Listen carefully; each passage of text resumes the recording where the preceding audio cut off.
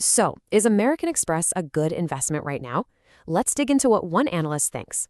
Amex stock has been on an absolute tear, hitting record highs. But the big question is the best part over?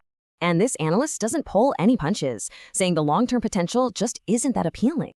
To get why they're so cautious, we actually have to start with the good news. And 2025 was a great year. I mean, profits for the first 9 months shot up a massive 15% from the year before. And you can see that in the revenues, which just grew steadily and strongly all year long. All of this built up to some really impressive estimated earnings for the entire year. Yeah, we're talking about almost 15% growth in earnings per share from 2024. Not bad at all. Okay, the numbers look fantastic, but how healthy is the company's financial foundation? Well, it's got an A+ rating. That's pretty much top tier, signaling a very strong position. And a huge reason for that is the company is sitting on a massive cash pile of over $54 billion. But, and there's always a but, right? The analyst points to the other side of the balance sheet. It turns out long-term debt makes up 64% of their capital, which the report describes as heavy. So we have a strong business that carries some debt.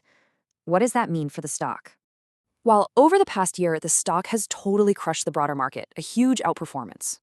Which brings us right back to the central puzzle. After a run like that, why the cautious outlook? Here's the key. The report separates the great company from the potentially overpriced stock.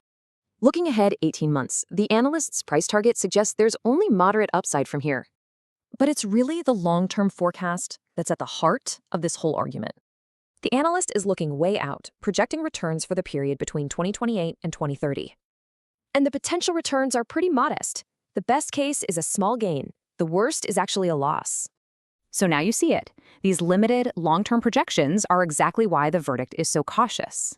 It leaves us with that classic question for any investor. How do you balance a great company with paying a high price?